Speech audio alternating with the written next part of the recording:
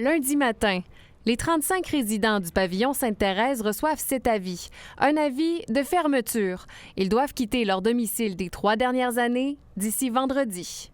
Quand tu as une belle bâtisse neuve comme ça, c'est bien installé, je comprends pas l'idée de fermer ça du tout. Certains résidents trouvent la décision précipitée. Jean Auclair a dû déménager son ex-conjointe en catastrophe cette semaine. Bien, elle est à paniquer beaucoup, comme tout le monde. Puis c'est déjà difficile là, avec la maladie déjà, puis le fait qu'elle n'est pas trop autonome. Puis d'arriver subitement comme ça, de dire tu t'en vas, c'est pas facile. C'est le CIUS de la capitale nationale qui a ordonné la fermeture. La santé et la sécurité des usagers étaient compromises. Il y a eu plusieurs avis de donner au propriétaire pour lui demander de corriger la situation.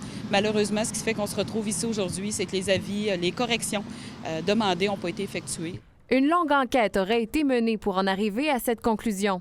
Évidemment, à ce moment-ci, je ne peux pas tout dévoiler de l'enquête, mais ce que je peux vous donner en exemple, c'est au niveau de la compétence des employés, la gestion du personnel, des erreurs au niveau de l'administration de la médication. Quand on parle d'administration de la médication, c'est important de comprendre que la clientèle qui est dans ce type d'établissement-là, qui appartient aux promoteurs, c'est de la clientèle vulnérable, qui a besoin de soins, qui a besoin de services, qui n'est pas en mesure toujours de comprendre qu'est-ce qu'on lui administre comme médication.